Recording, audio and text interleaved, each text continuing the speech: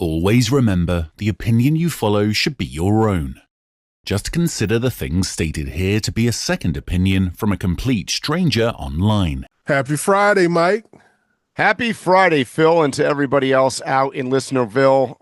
Welcome to another episode of Random Waypoints.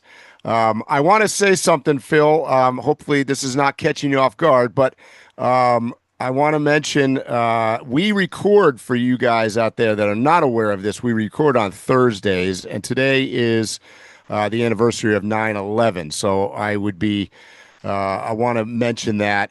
In particular, I want to shout out to all of the people, obviously, that were lost 24 years ago. And in my case, a buddy of mine, Rob Noonan, shout out to you up there, man. He was one of my Land Rover buddies. He unfortunately died on the 105th floor of the North Tower. He worked for Cantor Fitzgerald. So being from the greater New York area, unfortunately, most of us that lived in that vicinity kind of know somebody personally that was involved in 9/11. So shout out once again to everybody that was involved in that. And before we start today's podcast, one of my favorite quotes that I've seen going around on social media is the best way to honor those that are lost on 9/11 is to be the people that we were on 9/12. And that's going to come into very clear view here on the podcast today, I think.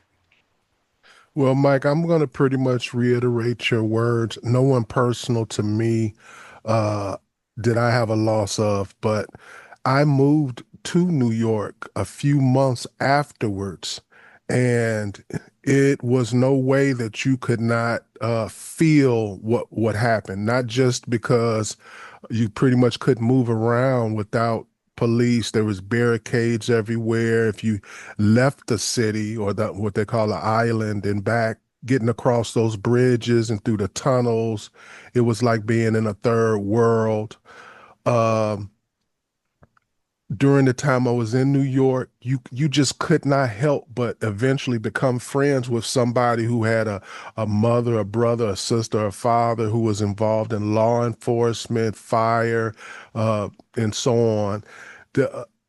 It's so interconnected, and even if you don't have somebody that you personally knew, that, like you said, September 12th, we were all Americans. We are all family, whether we want to recognize it or not.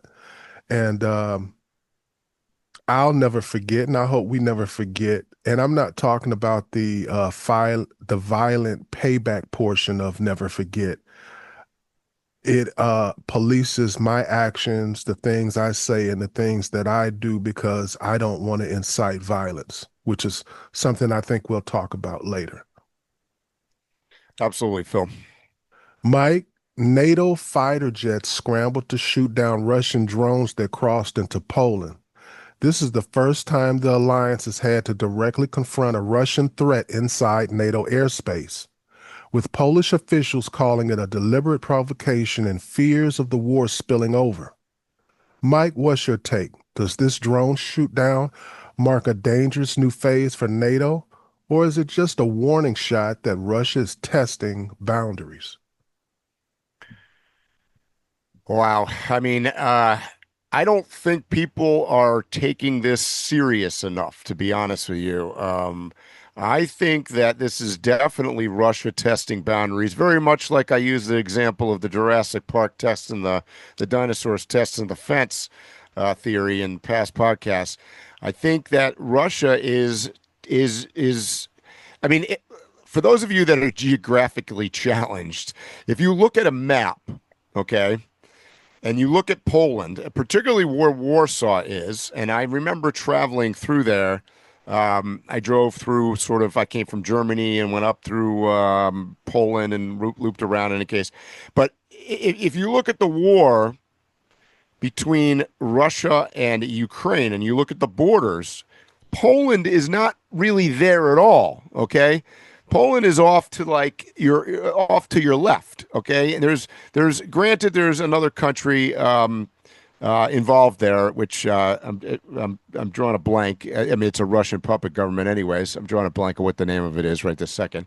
But in any case, Belgium, Austria. No. On Where? the eastern side there. Eastern side of Poland is in between Prague, Vienna. in between Ukraine and Russia. But in any case, I mean, to fly drones towards Poland, particularly as far in as Warsaw, which is not on the border, is not done by accident. Agreed. Hard to believe, right? So, Mhm. so this would be considered a provocation for sure. I mean, I don't think you can look at it any other way. I think that the fact that Poland shot them down and they're a NATO ally is significant. And maybe it's because there are other news stories also going on right now that's maybe not the focus as much, but certainly I think it's a big deal. And I think it proves a little bit of what you and I were talking about last week on the podcast, that the there's very little chance of a peace deal between Ukraine and Russia right now. I don't think Russia's on board with that. I think Russia was yanking Trump's chain in Alaska. And, I don't think he's ready to settle for any kind of peace deal unless he gets every single thing that he wants, which clearly I don't think anybody's going to agree to. I agree with you, bro. I haven't come up with a conspiracy theory on this one yet, bro. I was waiting for that. But I have looked at the map like what you're talking about. And the thing that strikes me about Poland is it's like on the complete other side of the Ukraine. It's no reason other than, and this is just my guess, strategically, Poland has a coast, and that coast is on the Baltic Sea. Mm-hmm. If you look at Russia on that side of the country, they are landlocked. They don't have access to the coast. So this may be a strategic thing if we end up having a World War III, a fight with the United States, China, or whoever. So just looking at it, my guess, it looks like it might even be beyond strategic, beyond the Ukraine war. By the way, the country is Belarus. I'm looking at a map here. I finally was like, had to pull that up. So you've got Poland, you've got Belarus to the east of it, and then you've got Russia, and you've got Ukraine to the south, Lithuania, Latvia, Estonia to the north. So Russia's not really, although there is a small section of land that is controlled by Russia that's just to the north of Poland, which is cut off from the mainland Russia. But I don't think, I don't know. I mean, it's possible that's where the drones came from. I don't really know. Yeah, you could come up with an excuse for flying over Belarus, but right.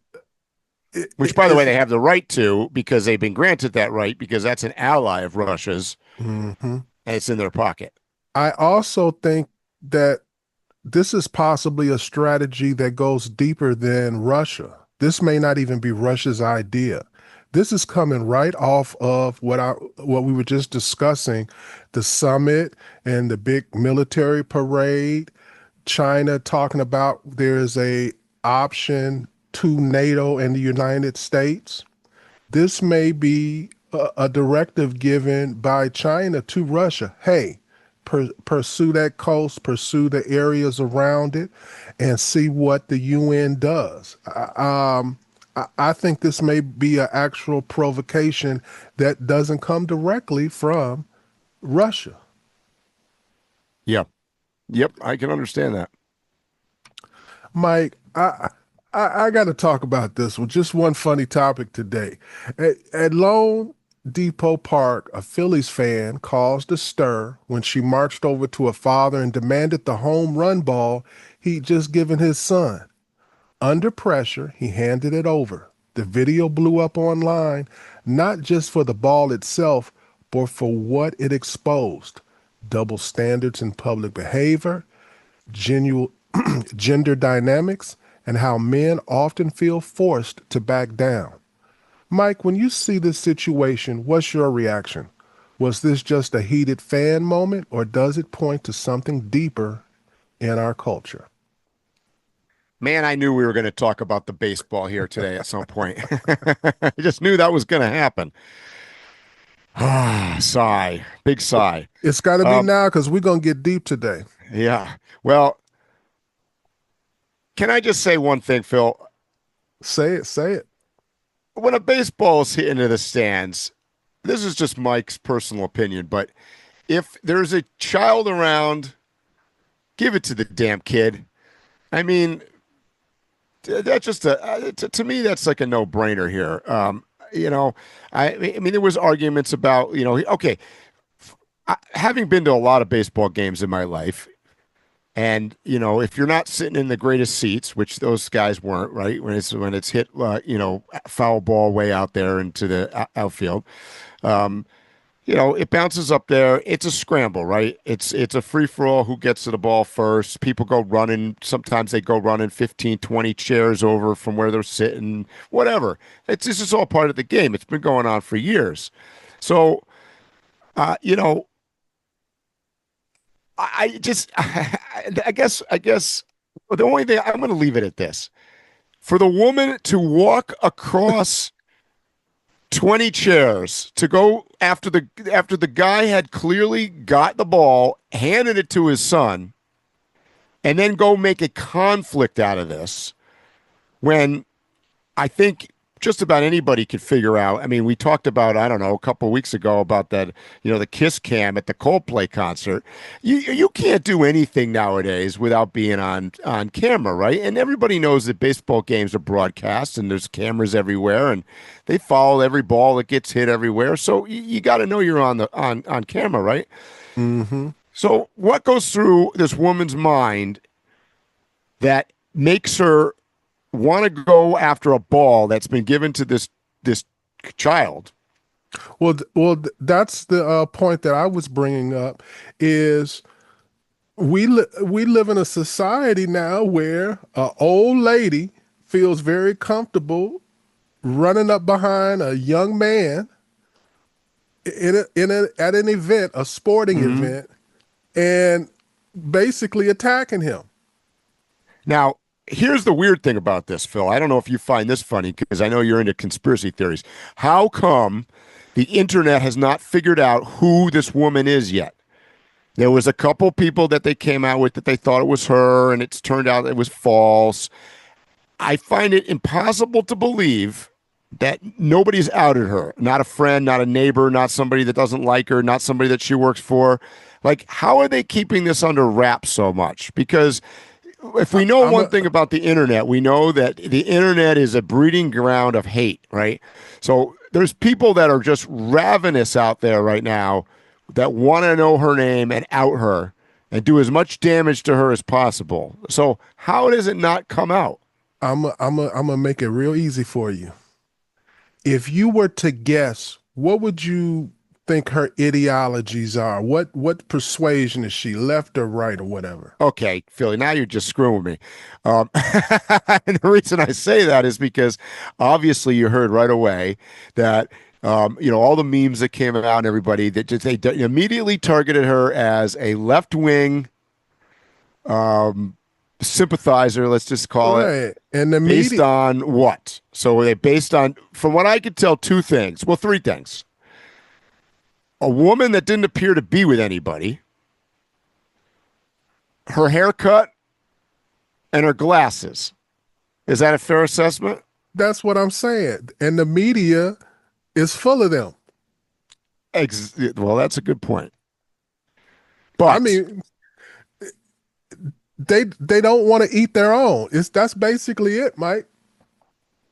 Yeah, but I mean, the media is a little bit different entity than, say, TikTokers. I mean, I think it was TikTokers that pretty much identified the kiss cam people almost immediately.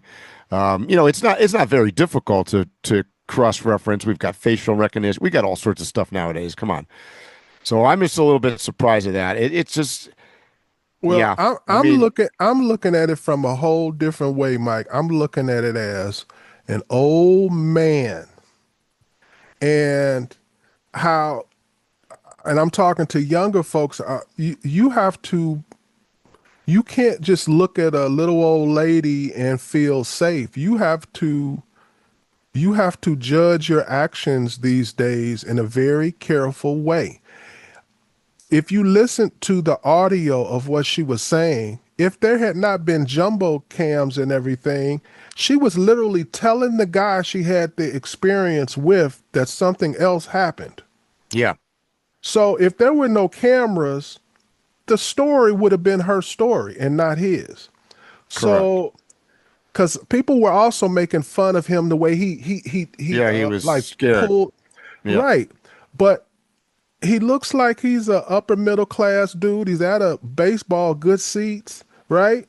So he's probably in an office. He's probably had friends lose jobs with minor interactions, questionable interactions with females. So that was probably not even his real response. That was probably his office fake response about things. You know what I mean? I think that was an orchestrated response because he was like, "Let me submit. Let me show I'm not violent." That's what I think that was about. So you have to be careful with your interactions with women these days, or it can go south, especially if there's no camera. I'd be remiss not to say that the main reason I think that she was targeted immediately as a left-wing sympathizer, if you will, was because she clearly from the video had an unbelievable amount of entitlement. That's what I was talking about from the beginning. And that's the media. Yeah. That's their demographic. Yeah. So it'd be interesting to see if that story goes anywhere. I mean, I guess the good news of all of this is the kid got invited. His kid and his sister and the dad got invited back into the locker room, and they got a bunch of balls and bats and stuff and all sorts of things. And then I find it interesting. I don't know if you saw the story. I forget what company it was. Has offered the woman $5,000 if she signs the ball and gives it back to the kid. She better take that. Funny. That's about because that ball will live down in infamy. Yeah. I'm gonna bet you right now she's not giving that. She's hiding in her basement. Well, she's never gonna get a grab bag and invited to anything, so she better hold on to that ball. That's probably gonna be her greatest moment ever. It's all downhill from here. Yep. Mike, we were talking about the Chicago mayor last week and about his efforts, and now you got the Midway Blitz going on, right? Amongst all of that, now we have him telling them we don't want them there. The National Guard. National Guard, we don't want them there. He's written executive orders directing law enforcement not to interact, assist, or help in these actions, right? And they're supposed to be coming to protect the citizens, right? Mm-hmm. Chicago Mayor Brandon Johnson is reportedly spending $15 to $20 million on his own security, with more than 150 police officers assigned just to protect him. Now, that's actually a bigger detail than the President of the United States, who has about 100 or less. And here's the kicker. At the same time, he cut the school resource officers, who are police officers, who protect children in Chicago schools, essentially redirecting police protection away from kids and the public and onto himself. He's supposed to be a public servant. So if anyone should sacrifice, shouldn't it be him instead of the people he's sworn to serve? What's your take on the hypocrisy, Mike? Oh, I agree. I mean, I think it's not just the mayor of Chicago. I think it's the governor of Illinois, too. He's another one. This is a guy, I don't think there's enough being talked about him either. I mean, this is a multi-billionaire we're talking about. And that, I hear that tossed around very often with Donald Trump, obviously, or the oligarchs taking over the country. But look, this is on the other side as well. This is both sides. And I think they're living in fantasy world. And do I believe that he's putting himself, the mayor in this case, above everybody else? Absolutely. As I think the governor is doing as well, in addition. So, I mean, this is first of all, anytime you're turning down aid to try to fix a problem that your particular city or area legitimately has, That is not in the best interests of the citizens. I mean, just period. And then you take the resources that we do have to do that and use it all on you. Right. Mike, 150 officers? I know, it's crazy. It's crazy. You would think that he's like the Pope coming to Mhm. a Muslim country or some shit like Mhm. that. What? Yeah, I hear you. I mean, it's mind-boggling. There needs to be some kind of law, Mike, a federal law that at any time the citizens, if you get like a 70 something percent or something percent majority, you can recall a officer or a public servant at any time. It's a terrible thing to elect somebody and you basically got to wait till the next election before you have any kind of recourse against them. And then they're not going to go to jail for all the harm they did. There's no payback. There's no getting your money back that was lost. You just lost all around with this guy. I mean, we could talk about this for probably 4 podcasts in a row. I mean, the problem in general is, once again, is elected officials are self-serving, right? And largely it's being driven by money. And the other problem is incumbents in particular are very difficult to get out of office. Mm-hmm. And that's our system is weighted on the fact that once you're in, unfortunately, you can see this in Congress, they're in forever, pretty much, until they either die, drool on themselves, or want to get out. I mean, and that's the reality, and that's a problem. Mike, we've already talked about this offline. I know you're chomping at the bit. I don't have no monologue. I don't have no question. I'm just going to let you rip. On Charlie Kirk. Oh, gosh, I didn't know we were going to talk about that today. Right. I'm kidding. So I got a lot of thoughts on this. This is a big deal. Okay, this is a big deal in America, and the reason it's a big deal is not because of what Charlie Kirk represented or believed in. It's what occurred, why it occurred, and the response to what happened. And let me explain that for a second. So Charlie Kirk, for those of you that don't know him, and there maybe I was actually surprised at watching the media for the last day how many people actually do know who he is. So I didn't realize he was as quote as famous as he is.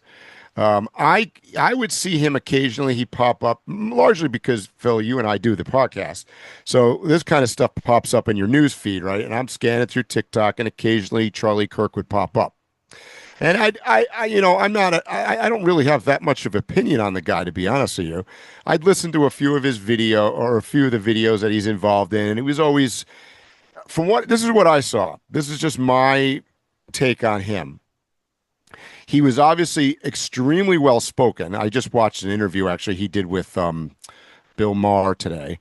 And Bill Maher, for that matter, is very well spoken, and two very intelligent guys speaking, right? That obviously don't agree with each other. But what I liked about what I like about Bill Maher and what I kind of liked about Charlie Kirk was that they could have a rational conversation without swearing and yelling and calling people names and all the rest of the stuff. And discuss ideas. I mean, Charlie Kirk's role in life, I guess, was to go to college campuses and try to swing the youth vote towards a very right Christian MAGA belief, right? I mean, I think we could probably all agree that he was one of the reasons that Donald Trump won the presidency and was able to get some of this youth vote, was probably because of Charlie Kirk. Now, I'm not saying I agree with some of his stuff, and for those of you that have been listening from me long enough, know that I'm not religious. I think he's way too right of center for my liking. However, the response that I saw after this occurred was mind staggering. And here's the difference. I saw a lot of liberals come up and say, hey, you know, how come this same reaction didn't occur, I don't know, a month or two ago when the woman got shot and killed in Minnesota, I think, the representative. Well, I'm going to tell you why. Because she was not as famous. I mean, I hate to say it that way, but that's not they're making this into a Democrat Republican thing, and the reality is that it's just simply like nobody ever heard of her. A lot of people heard of Charlie Kirk, so it's just a bit more of a news story, and I think that's why it's being talked about more. The problem is that, and I can give you one more example. She was an elected official. She was a lawmaker. Somebody that is responsible for setting the laws of the United States of America, right? She happened to be a representative of Minnesota, but she's a state lawmaker. Those people are elected by us, and they're, by the very definition of being elected, they can make change. And I'm never going to justify killing somebody, but I can certainly see killing somebody if you strongly disagree with their belief when they're going to make changes. Charlie Kirk wasn't elected to anything. He had no power to do anything. He's simply stating his viewpoint. So whether you agree with him, disagree with him, or somewhere in the middle, he can't make change, right? He's not an elected guy. He's simply trying to sway public opinion. That's called freedom of speech. Anybody's allowed to do that. And I think where we've made a turning point here is, and to go back to what you were just saying, Phil, about elected officials, particularly the mayor of Chicago, getting security. I hate to say it. We're in a situation where anybody and everybody that is either an elected official, an influencer, in Charlie Kirk's case, he's a famous podcaster. Basically, that's what he's known for. And I got to tell you, Phil, I don't know if you got any of this, but I had 5 different people reach out to me and say, hey, maybe you and Phil should cool it because, you get too big and you get too famous, they're going to be shooting at you next. And I mean, it sounds stupid, but the reality is that, that's pretty much all Charlie Kirk did was be a famous podcaster. Well said, Mike. The only part that I disagree with is where you juxtaposed the lady who was she was a public servant who could affect things versus Charlie Kirk who couldn't affect things. Well, I would venture to say that specifically those two people, if I were to compare their effectiveness on things and change, his was extremely higher than hers, and she actually got the ability to vote on things. He literally he's changed and swayed voters, which has allowed more than one person to be voted in and affect change. So I agree. Think that is I totally agree. not true. I think, well, it's legally true, Phil. It's legally true. I let you go, Mike. So the making the point of like he's less, if you made the point of basically if you were going to go down that road, it would be someone who actually affects you. So in my eyes, using your logic, he would be the more logical person to be attacked because he definitely has more effect. He's the things I just explained, and you had the president just yesterday send out a thing saying he was one of his greatest allies. If you follow politics, and not just modern politics, but throughout history, different governments or whatever, oftentimes the actual king, queen, dictator, or whatever is not the person truly making changes and affecting things. It's his parliament, it's his advisors, it's his courtiers.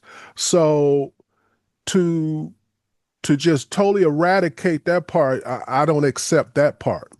Now, I'm not.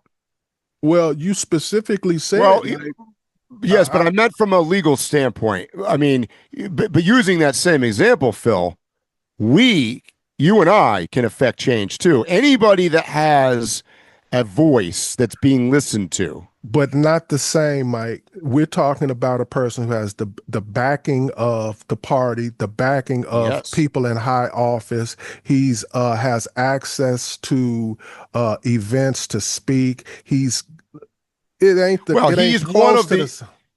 of the most powerful people in the quote MAGA movement. Yeah. I'm not denying that. I was just using it as an example where you can't compare the two of them together. I mean, but that comparison is but the Democrats are using that as a comparison why nobody talked about her. Well, you just proved why they didn't talk about her, because he's way bigger. Well, again, using just everything we've said so far, the reason why his story was bigger is, come on, Mike, they pick and choose the one that's either the best story. So like you said, yeah, more people know who he is. It's a hotter thing. We got all of this video of it. That has a lot to do with it too. They got video they haven't even shown you yet. That's another reason. And the party that's in power now, he was aligned with them, and this is a great tool. I think it's another thing. Let's talk about going forward. This makes the Trump party way stronger. Way stronger. And that's the only point that I have about this, is that the hateful, despicable, disgusting, low people who had something to do with this, and people who think it's right, after all is said and done, if you think that you've eliminated him from speaking an ideology that goes against something that you think or believe, you made him.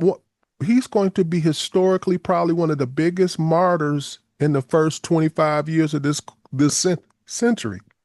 He's going to be one of the. Sure. He's going to be like 25 years from now, when we'll be at 2050, right?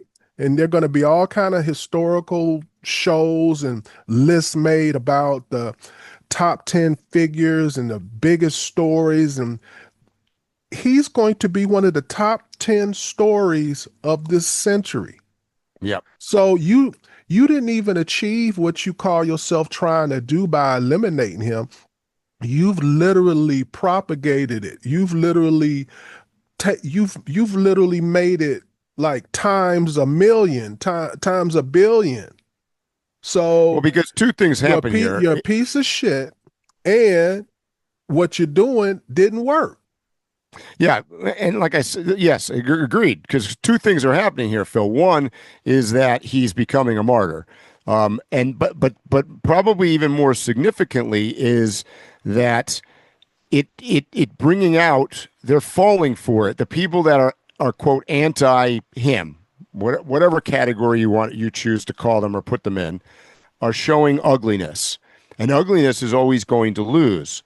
And we saw that just in the first 24 hours on social media. There were literally people that were like posting videos that were excited that he got shot, and all this nonsense from some of these people with big followings. Look at the guy on MSNBC got fired last night.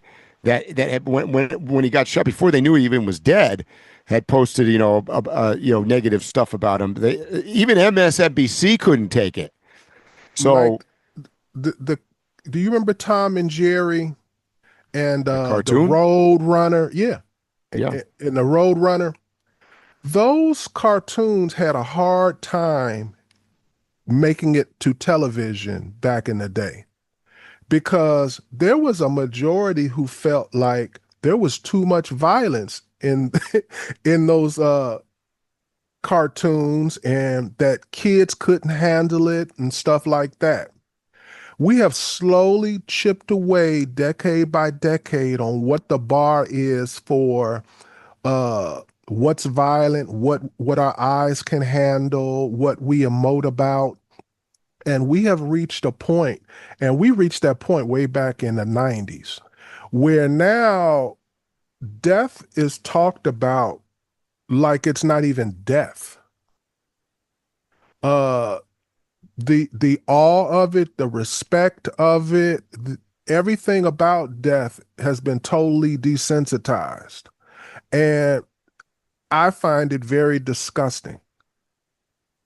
Well, I tell you what, I was this happened by accident yesterday, but I was outside because we were having a really bad thunderstorm here, and I came in. I happened to click on my phone and see if I had any messages, and TikTok popped up, and I saw a video that was taken down moments later, but I saw the original video that was posted of him getting shot. And this was about an hour and a half, 2 hours before they announced that he had died. When I watched that video, I can assure you that he was dead. Because the original video that I saw was up close. He got hit, and I mean, to say that blood shot out the side of his neck was a gross understatement. It looked like something from Kill Bill. Yeah, exactly. It looked like a Kill Bill, like a cartoon. And there was zero question in my mind that guy was dead immediately. And it took him about 2 hours to announce it, but that got taken down very quickly, that video. But it goes to what you're saying, Phil. I mean, we are so numb to this at this point. And there were a couple comments that I saw online. It's like, yeah, what you saw. And what his wife, unfortunately, his wife and child were sitting about 15 feet away from him. And somebody posted, with all due respect, I agree with you on this, that this is unfortunately what children see in a school when their friends get shot. And this is a real problem. And obviously every time something like this happens, we get into the gun debate, we get into right versus left, we get into the politics, who's inciting violence. We get into all this nonsense. But as you know, nothing happens. There's never a solution. And this is where we've ended up. So, I sent you a text yesterday. I mean, I hate to say this out loud, but, and I know I was not like, I'm not looking to come back to America right now. I'm being completely honest there. I feel bad for you guys in the United States right now because it's a fucking shitstorm. And go ahead. No, I mean, I don't know what to say, but like it's not a pleasant place. I mean, you've got, and I know this is controversial to say, but like, look, and I said this, and I'll monitor it down a little bit, but like until you get the right-wing religious whack jobs and get them out of quote mainstream government or mainstream influencing, and likewise you get the transgender loving fucknuts on the other side, you're fucked. I mean, these two sides are both really wrong. Like really wrong. We're going to look back at this time where it was the Puritans versus Sodom and Gomorrah. Yeah. And nothing in between. And the majority of the people are in between. And that's my point. Like, you got most people are caught in between this. Unfortunately, you've got, based on my social media this morning, I'm going to, you know what, Phil, I think next week I'm going to start calling out names on the podcast. No, I'm actually, I'm going to put names in there because I defriended a bunch of people on Instagram and Facebook this morning that posted things. And by the way, I defriend people if I hear you talking nonsense, even if I agree with it. I like anybody that spouts. If you go to anybody's social media page and 89 to 95% of their page is politics, they're fucked up. There's something mentally deranged and wrong with you. There's just something wrong with you. So let's get in. fundamentally wrong with you. Okay. So And I'm going to start calling them out. I'm going to put their names on our podcast, and it's going to go out to 75,000 people. And you know what? Good for you. You can be like the baseball woman. But what I'm getting at here is these are the mainstream middle people get involved in the argument. Okay. So you've got, the people, I'm not going to say his name right now, but there's one guy I defriended. That's all he posts is political bullshit on his Facebook. He's not a politician. He's not part of one side or the other that far. He's got beliefs that agree with the one side, but he's just spouting and respouting shit that he hears. All he's doing is reposting. I mean, I'm sure you have these people in your life too. They just repost stuff that somebody else said. And it isn't accomplishing anything. It obviously contributes to incitement of violence and incitement of making people angry and getting animated, because anybody that's on the other side, see, I'm a weirdo. I get animated and angry even when I'm on your side, because I'm just like, stop. You're not helping anything here. Like, even if I agree with you, I don't want to hear it, because you're not changing anybody's opinion. You just simply are not. Like, nobody on Facebook has ever gone, oh, geez, I hated Donald Trump, but now, I think I'm going to like him now. You got a point there. No, nobody's doing that. Phil, you're right. You see, you got me all riled up here. Mike, I'm calling people out, though. We got mass shootings, school shootings, and now a shooting at Evergreen High School in Colorado that left one dead, 2 others injured. Same day. Correct. Along with the killing of right-wing conservative influencer Charlie Kirk at Utah Valley University, have once again forced America to confront its mental health crisis. We don't have insane asylums anymore. Mental health care is limited, and the answer for most people is a prescription bottle. What happened to just calling someone crazy and treating them accordingly? Mike, is this bigger picture about left versus right, guns, or is it really about the state of mental health in our society? Because this is going on every week, bro. This is totally mental health. This has got nothing to do with guns. I mean, look, America has a problem with mental health. You can argue America has a problem with guns too, but the reality is without the mental health problem, guns are guns, right? I mean, I have guns. I own guns. I'm not shooting anybody. So, I mean, that isn't the problem.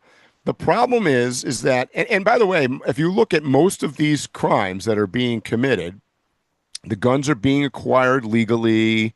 In many cases they're going through checks and background checks and whatnot. So obviously this is, there are systems in place to prevent some of this. It's not working because of this mental health thing. But I would argue that a lot of the mental health comes from this very vocal, I would have called it a vocal minority, but I'm almost wanting to call it a vocal majority at this point. A lot of mental health comes from listening to social media. I mean, I spent, after the Charlie Kirk thing, I spent an hour, scrolling through my social media, and you'll get people on both sides spouting hate. So, Mike, I think it's mental health too. But I have a very politically incorrect thought process about it.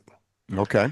The way the politics are run now, if you say anything about mental health, then you're either all the way on the left and you're all into therapy and drugs and all of that, or you're covering the problem. You're all the way on the right where you're totally against all of that. Mm-hmm. And this is where I'm coming from, Mike. When I was growing up, and you may have had this experience too, you had a buddy who had a little brother or a little sister that you heard about and that you'd see sometimes, but you were never allowed to interact with. They were kept in the house or they were kept on the farm or whatever the case may Weirdos. be. There was a time that when you were in school, in a very short period of time, if you had accumulated a certain amount of F's and non-passing grades, and you showed that on Iowa basic test scores and stuff like that, you had low comprehension skills or like that, all of a sudden you were in a completely different classroom, if not another school. Mike, there was a time where when people did certain things that were illogical, but you knew the person was a functioning human being, we just simply said, that person is crazy. We have walked away from words like crazy, retarded, mentally incapable, all of these type of words. What I'm getting to is we used to have a time where if you showed that you weren't at a certain mental maturity and ability, you were called out of the group. Yep. And we were allowed to be safe and we were allowed to progress now. But the typical person now, whether it's their neighbor or somebody in a cubicle next to them, that person may be that crazy person that used to not, you'd never see or have to interact with. That person has, with the new modern medicine, they've been prescribed things for their behaviors and things like that, but they're still a crazy person. We have a lot of crazy people amongst us, and that's a new thing. And when I say a new thing, I'm talking about in the last maybe 30 years. And I think it's a mental issue, but not just where we need to take care of these people. Yes, we need to take care of these people, but they need to the effort to integrate them into our society sounds good. It's a beautiful thing, but it's a safety issue. Because all of these killings week after week after week after week, I don't care if you believe in their ideologies or not. The idea that I'm going to take your life for it, that's a crazy person. That's an insane person. All of this violence, the attacking a police officer for doing his job, that's a crazy person. Joining a gang and rampaging a city, that's a crazy person. We need to bring back crazy and insane asylums. What say thee? I mean, unfortunately, this is to bring up Star Trek. This is like the opposite of Spock here. It's the needs of the one outweigh the needs of the many. That's the way that our society has moved towards, and particularly on the left, I think that's their motto, right? So we've got to society has to revolve around the need of one. If there's one person that needs to be pulled up, we have to sacrifice everybody for that. And that's completely opposite of like the theory of evolution from Darwin. I mean, it should work the other way around. So what we're doing is we're catering to every single issue, every single human, every single person that you just deem to be potentially crazy or should be an insane asylum, God forbid. What if? There's that big, the left in particular likes to use this. What if we could rehabilitate that person? What if, we can't give up on the one, so I don't think we should give up on them. I don't think, I'm not saying go back to the old way of an insane asylum and lock them up basically and abuse them. That's why we don't have them anymore, basically, because that's what would happen. But I'm saying, separate them, keep them in a safe environment, and attempt to rehabilitate them. Phil, we Treat them. couldn't even do that. We couldn't even do that during COVID. Think about this. We could not even take the people that were at risk and potentially would be affected by the COVID virus and put them a separate and put them in a restrictive area to make sure they were safe. What did we have to do? We had to put the entire world in it. So this is the problem. This is a fundamentally I think it's a fundamentally American thing at this point where like you said, it's become virtually illegal to say somebody is mentally deranged or handicapped in some way, or God forbid, you can't. I mean, Every time there's some kind of shooting at a job where the guy shoots up everybody, they talk to the workers, and oftentimes they were like, yeah, he was different. Yeah, we knew something was wrong. Some people were worried. Sometimes they even fired the guy because they thought that he would shoot up the place, and he did when he came back. Yep. But nobody opened up their mouth because everybody's afraid to say anything because it's not politically correct. Mm-hmm. And that's scary scenario. So where are we today? Let's analyze where we've ended up. We've just ended up with, by your own admission, one of the leading people in the Donald Trump MAGA world got assassinated. And if you don't think that that's going to change politics in America going forward, if you're listening to this podcast, you are out of your mind, because that is going to be a significant turning point, and not to use the pun, that was his name of his organization, Turning Point, right? But it's a turning point in a sense that I think either one of two things is going to happen. It's going to get even worse. What you and I just talked about for the last 10 minutes, it's going to get even worse, or we're going to somehow reflect and make some significant changes. I think it's going to get worse. I agree. I don't. Nobody's willing. Yeah, because nobody's willing. Look, shit. People aren't even willing to have a dialogue on Facebook. So if you think they're going to have a dialogue in Congress, or you think they're going to have a dialogue, look. All I saw yesterday as an example of this was how Charlie Kirk was. What were the words used? I mean, I copied some of them down. You know, they're polarizing and blah blah blah blah and all this stuff.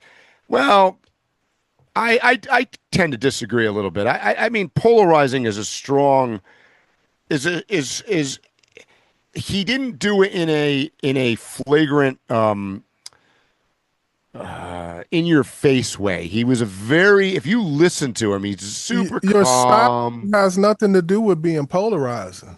What's that? Your style has nothing to do with being polarizing. He wasn't. I guess what I'm trying to get at is he wasn't bombastic. Look, I can see people saying that about Trump more. Trump is in your face, right? The guy is in your face, says some crazy shit. Charlie Kirk might say crazy shit, but he made it sound less crazy, I guess is the best way I could say it. He tried to give, and in some cases, some of it was bullshit, but he tried to give realistic data behind what he said. Okay. Let me be clear. I'm not saying he wasn't articulate. I wasn't saying that he wasn't good at debate. I'm not even getting into whether he's on the right side or the wrong side of any issue or whatever. Mm-hmm. But by definition, he wasn't like almost polarizing. He is the definition. Polarizing means to cause something, especially something that contains different peoples or opinions, to divide into two completely opposing groups. He's polarizing by definition. Trump is polarizing. Biden is polarizing. Barack is okay, polarizing. but isn't that the problem at this point? Who's not polarizing? Well, name somebody that's not polarizing. I agree with that, but you're saying like they misnomered him, and I think that's on the money.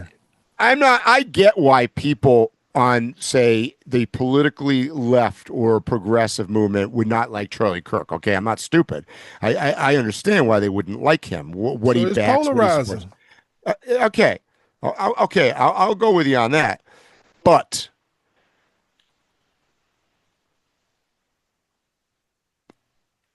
there's a difference between. So I'm reading some of the things that people wrote. Yeah, online. that I feel like, and I understand, and I empathize and sympathize with you.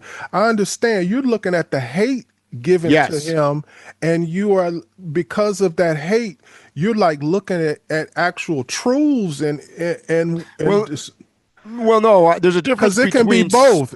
Well, They hold are- on, but they are- but Phil, there's a difference between spewing hate for the sake of spewing it and what he was doing. Like at I least, agree. yeah, and that's the problem. So there's I'm putting people into two different categories here. So I agree. So Donald Trump's polar. Let's go with that. Donald Trump's polarizing. Alexandria Ocasio-Cortez is polarizing, right? Absolutely. They're on opposite sides. But they're not spewing pure hate necessarily.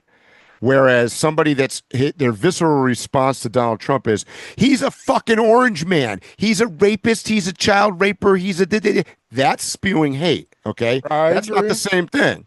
And likewise on the AOC thing, or we talked about the Talib person in Minnesota or wherever, who, you and I both came out and said, basically, we feel like she's a foreign, she's this shy of being a foreign terrorist.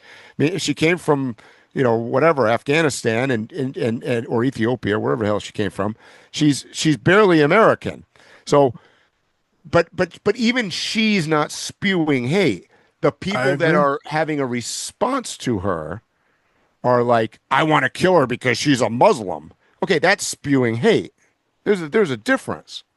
I believe that what we're discussing, two things can be happening at the same time. Mm-hmm. These can be totally despicable people saying and doing despicable things, but that does not mean that Charlie Kirk was just this divine person. Oh no, for sure. I agree with that. Absolutely not. Because that's something I want to get into is I think that there's going to be a changing of how events and protests go at colleges. I'm thinking you're going to see an immediate change where people who are polarizing, no matter what side they're on, if they are a polarizing figure, they won't be invited to campuses. I think that it'll be hard to ensure events now with people who are considered polarizing figures. I mean, I heard somewhere that they had a total of 6 police officers stationed to that event, which seems ludicrously under security, right? I mean, with the amount of people that were there, that seems crazy to me. You got to realize that he was on a campus, and he tends to, and a lot of these guys, and he's not the only one, by the way, a lot of these guys that go to these campuses tend to go to campuses that are heavily skewed in their favor. So you got to realize he was in Utah on an extremely religious campus anyways. That's why they had only 6 police, because they thought everything was good. Probably true. But something about that, even, Mike, you're exactly right. Some of them do strategically pick locations where the populace is for them. Yeah, I agree with that. But I watch a lot of these. Mm-hmm. The majority do the complete opposite of that. And that's the whole game plan. Yep. I'm a right-wing person, and I'm going to go to this liberal event and ask people questions about Trump. Oh, yeah. You see it on social media all the time. Yeah. Yep. So I'm trying not to go down this road because I have a respect for the dead. But he was part of that machine of where they went to places to prick the bear. Yes, it was debate. Yes, he was calm, but he's part of the strategy because he's also a content creator. Oh, yeah. that, by the way, just so people understand that was his number one thing in life. Was he's a content creator, first and foremost a podcaster and a content creator in the social media YouTube world.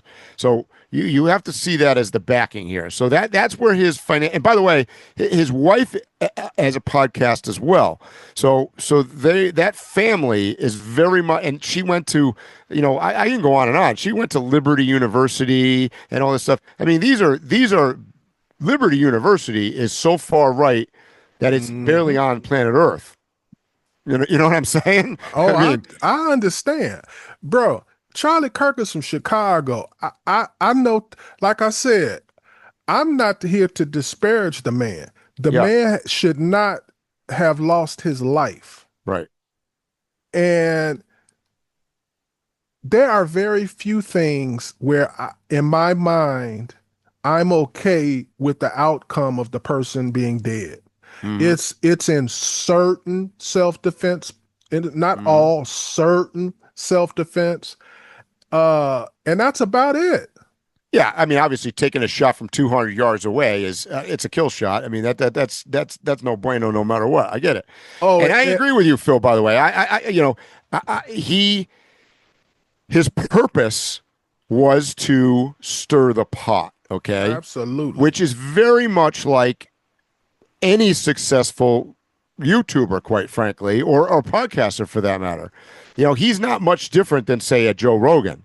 I mean, he's really not. I mean, that's how you get an audience. We don't sit here on the Random Waypoints to talk about, how many games of ping pong we played earlier today, and that we're going to go have some afternoon tea together, because you guys would tune us the fuck out immediately. You want to hear us say something that you can take back to your living room and go, man, that guy Phil, he fucking crazy. Did you hear what he just said? I mean, come on. Let's for some reason they say that about me whether I'm talking or not. I know. That's right. And I get it. To go back to what I addressed before, where people that listen to this podcast reached out to me and say, hey, are you guys worried at all? And I try to explain, I mean, I guess to some extent, no matter how big or small you are, the fact of life today is that all of us need to worry to some extent about everything. I may be no different than the guy I was just talking about that was spewing what I'm going to consider to be hatred on Facebook. Eventually, somebody is going to get pissed off enough at that guy. And he's not a podcaster and he's not a social media guy, but somebody is going to read his shit similar to me today and go, this guy's fucked up. I'm going to go take him out. And that, by the way, I hate to say it, is reality. So for me to think that, because I just, 3 weeks ago I said that it was the fault of every, I probably said, I don't know how, maybe I shouldn't say it again. What were we talking about? The ugly white women. I mean, probably one of them's going to knock me off, but the reality is, I mean, I'm joking about this, but there's some truth to it, no matter what. And in his case, I would agree. Let's going back to Charlie Kirk.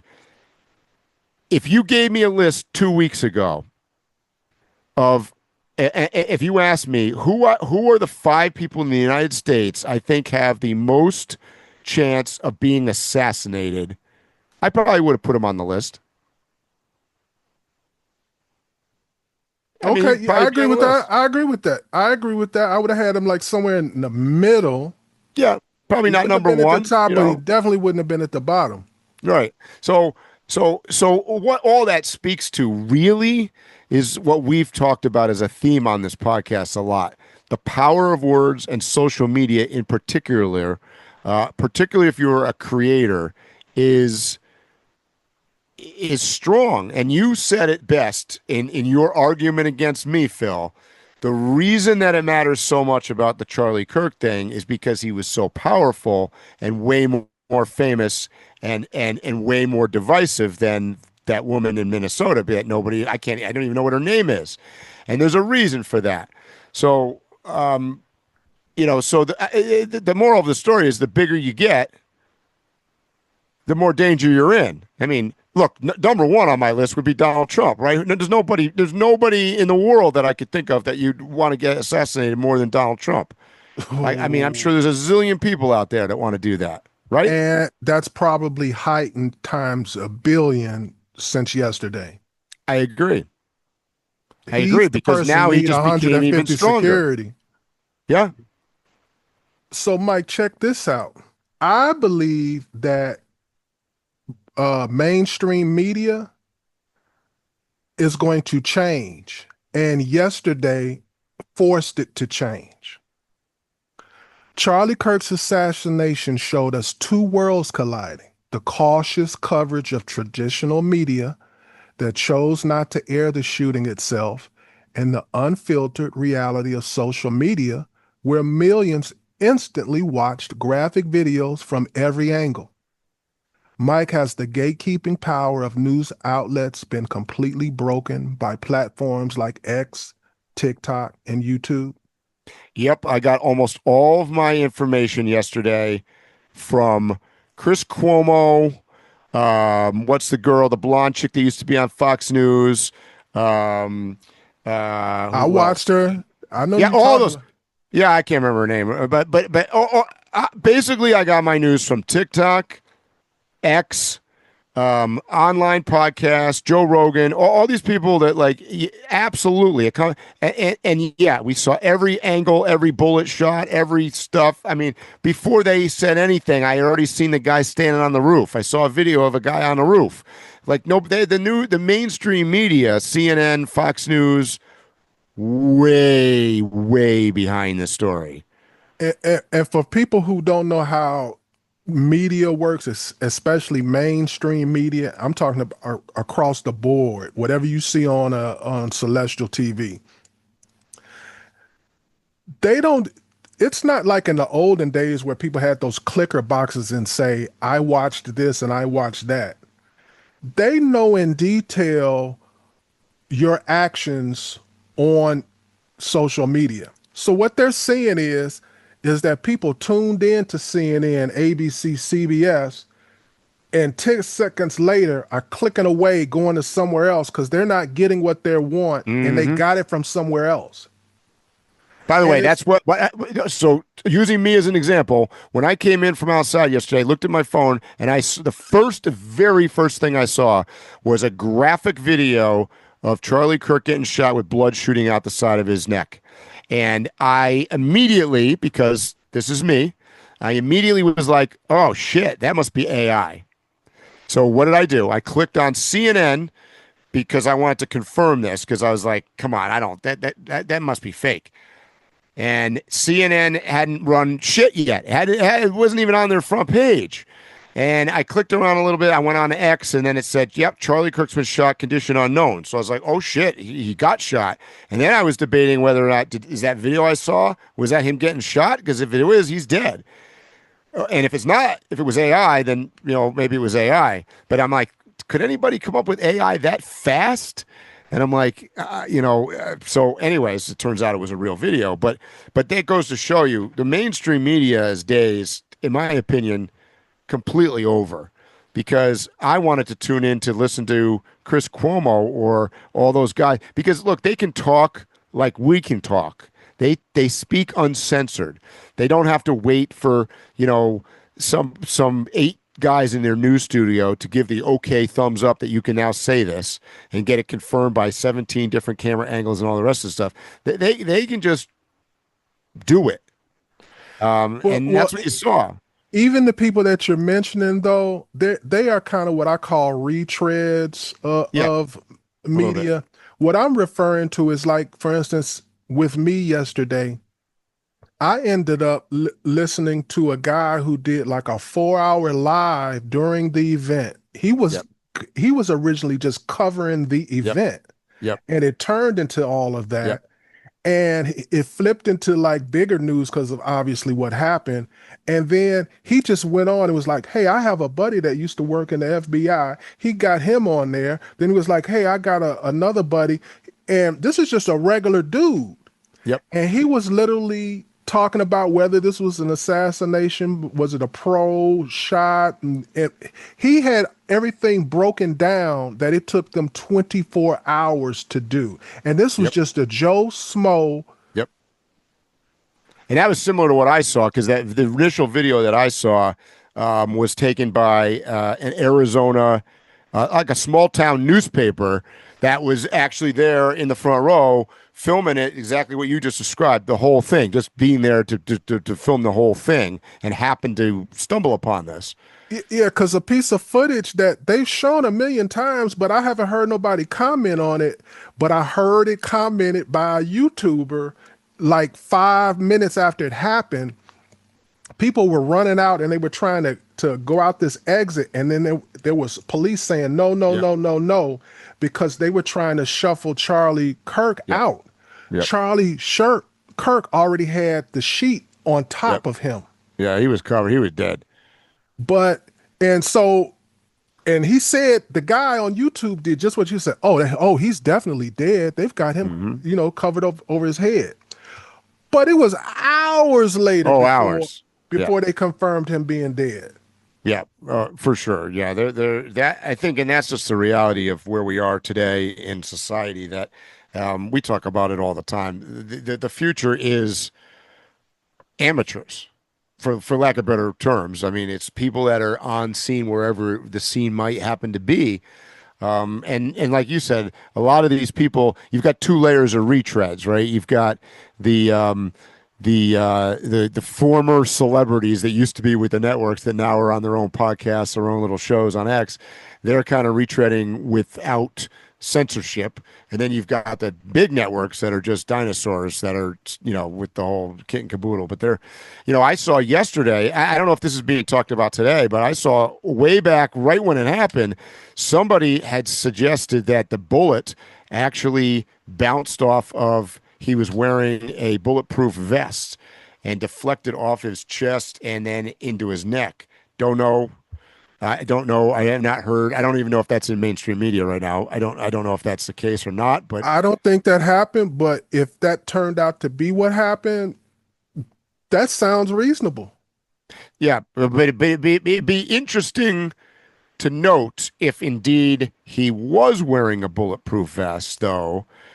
That would be interesting from a psychological perspective, because then you start to wonder, okay, well, if he was wearing a bulletproof vest, how come there was only 6 cops there, and how come there was not better? How come there wasn't bulletproof? You know what I mean? Like, then you start wondering, like, huh?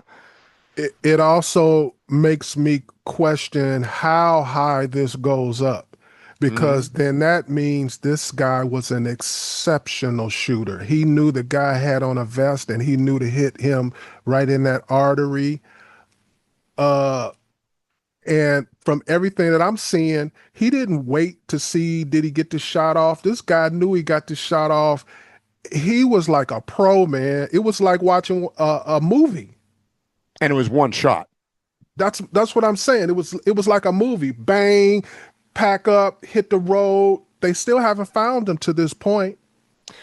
Now, I'm looking live here, and remember, you guys, we record on Thursday, but it says they've just delayed the news conference over. Mike, you're frozen up. They repeat that. You froze up. Oh, sorry. It says that I'm looking at it live here. It says delayed news conference, so maybe they found the guy. Rapid developments in the Charlie Kirk investigation. They did find the high-powered rifle that was used, and early reports from the non-mainstream media suggest that the bullets and gun were in great political statements. I'll leave it at that. So, which, by the way, I would expect. I mean, who else would shoot him? So, Mike, again, we had the school shooting and we had Charlie Kirk. For weeks and weeks and weeks, I've been just rattling off to you mass shootings, and they ain't just regular mass shootings. They seem to always be directed toward power. Are you starting to see what I'm seeing, or am I still crazy and a conspiracy theorist?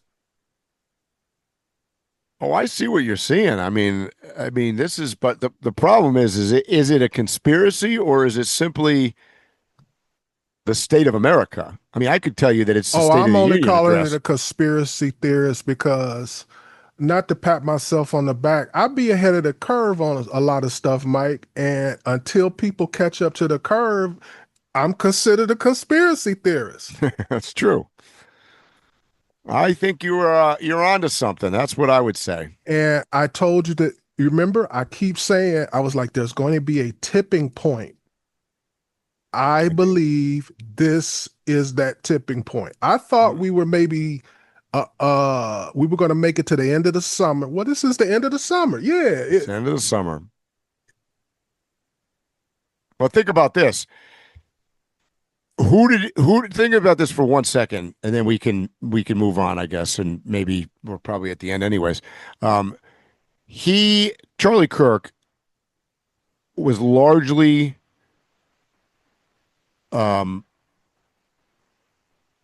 speaking to the younger audience, younger generation. So this assassination has definitely woken up that generation. And what that means, we're going to find out. But it, it, I think that you could say it before maybe they were sleeping on the job a little bit.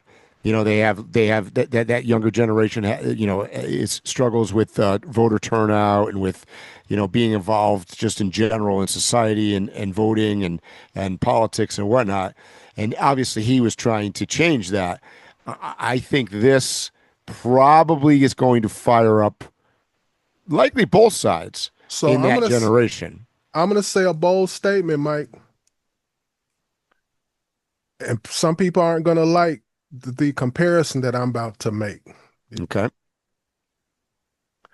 I believe that this just made Charlie Kirk, this generation's, and I'm talking about white people, this generation's Dr. Martin Luther King for white folks.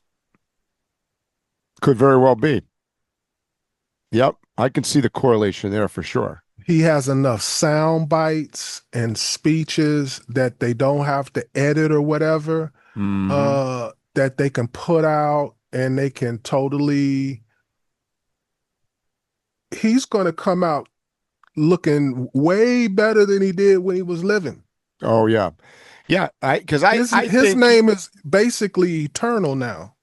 Yeah, and I do agree. I think he's going to become more popular because I think while he was alive, he was certainly, you could argue, less popular because of his polarizing view and everything. It's interesting being down here in Mexico. Just quickly, Mike, because people will be like, I can't believe Black Phil had the nerve to say Martin Luther King. And just like I'm old enough to know that Martin Luther King at the time, when he was living, everybody wasn't super popular. Everybody act like it now, like everybody was on his side, but that's not true. And not even all Black folks. That's right. But amongst us, we all got to say that we was all. Right. Yeah, but I completely understand what you're saying. That's totally true. And by the way, I was actually surprised. Not that we're stuck on black or white here or anything, but there was a big statement. There were a lot. I was actually surprised how many people of color were involved and supporting Charlie Kirk. I was actually shocked by that. One of the first statements I saw come out, it's in front of me right here, was because I copied a bunch of stuff that people were making comments on and saying nasty things. One of the main guys came out really early yesterday was Lamar Jackson, quarterback for the Baltimore, was talking about it, and I was like, wow. I mean, wouldn't have called him a Charlie Kirk guy, but hey, what do I know? I'm gonna say something. I'm trying to get us canceled today, Mike. I'm trying to figure out something, but I'm about to speak for all Black people because we're a monolith. And I want to be specific. When I say Black people, it's different than what you mean by Black people. You just pretty much mean everybody that kind of has a certain color tone and may have DNA from Africa, whether they came here as an immigrant or whether they came here some other way. Okay, amongst us, black people means me. It don't mean people who came from the Caribbean or Right. or immigrants or stuff like that. Black people want to move on. We want to get past our history. Yeah. We want to move on. When you hear like different people in the media, commentators and stuff like that look like me but aren't me, they're generally like, what's her name? Joy Reid. Oh, Joy Reid, yeah. Joy Reid is an immigrant. Yeah. And on and on. If you go through all of the people who you are thinking that are black, that we as black people don't consider black, Yeah. they're not from here. And they have, so it's not weird or unexpected to me because I know the mindset. The people who do talk like that, because there were some that were on social media, they're almost all not foundational black Americans. Mm-hmm. And if you're not familiar with that word, it's people who can trace their history back to the beginnings of this. Yep. Most of us are conservative, even if we are a Democrat. Most of us have always wanted the immigration shut down. Most of us are more conservative than white people. Mm-hmm. Yeah. Oh, yeah. I agree with that. I see that. Yep. Yeah, I was going to mention, since I'm down in Mexico, this story actually got a lot of traction down here, more than I expected, and I was surprised at how many Mexicans. Maybe I shouldn't have been as surprised because Mexicans are extremely religious based and conservative, but there was a lot of Charlie Kirk support here in Mexico. So just want to mention that, just for if everybody was thinking it was just a bunch of Bible Belt thumpers. Just like we look at other countries and show our respect, it's pretty much mutual. Upstanding citizens of their countries usually have upstanding morals, thoughts, and views about things. That's one of the issues I have with America. We have allowed the worst of us, whether it's culturally, ideologically, or whatever, have too much power and too much say about things where it should just be obvious. Hey, that's the right thing to do. Let's do that. So it's some things that, no, there's no debate. This is bad. This is good. We should just do that. Yeah. That's Mike, you got statement. anything else you want to say? Man, there was a lot of stuff, but as usual, somehow we managed to get through over an hour of random waypoints. So what can I tell you guys? All right, guys, you know what I'm going to say. Stay safe, tread lightly, and hopefully we'll see you here or on the trail soon. You have been listening to Waypoint Overland's Random Waypoints. Like, subscribe, and stay tuned for more.